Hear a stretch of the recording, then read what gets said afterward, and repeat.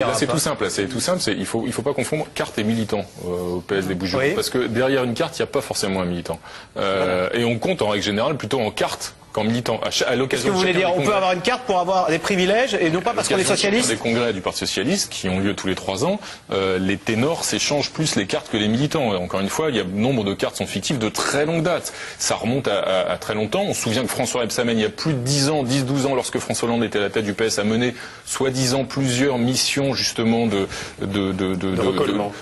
recollement, j'allais dire d'épuration, c'est pas le bon mot, mais de nettoyage de la fédération pour que justement les cartes correspondent plus aux pro-militants, et puis on s'aperçoit que 10-12 ans après, ça n'avance pas. Donc c'est un échange Donc cette fédération est puissante de ces 7000 cartes, mais il y a en fait des magouilles, il y a beaucoup moins de militants derrière. Lors du dernier congrès de Reims, pour être très précis, au congrès de Reims de l'automne 2008, Ségolène Royal a obtenu à peu près 75% des voix au sein de cette fédération. Donc il faut bien comprendre qu'à l'époque, ceux qui étaient susceptibles de dénoncer les magouilles, les tricheries, etc., c'était le camp d'en face. Donc pour résumer, le camp Aubry.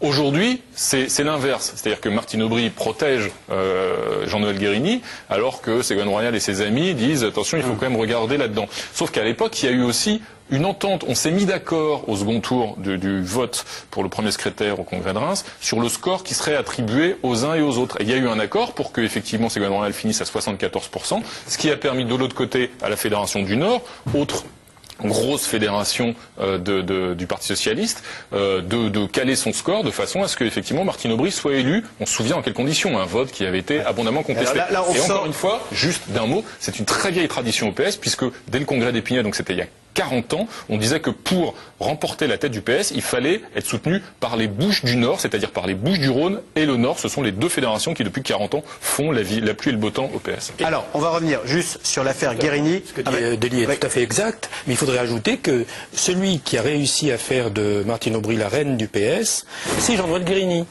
Voilà, il s'est trouvé que 130 voix de la section d'Allo, un village à 10 km de Marseille, a voté à 2 h du matin, alors que c'était une vague de ségolénistes, 136 voix pour Martine Aubry qui ont fait la différence nationale puisqu'il n'y avait que 102 voix d'écart. Voilà. C'est fantastique ça.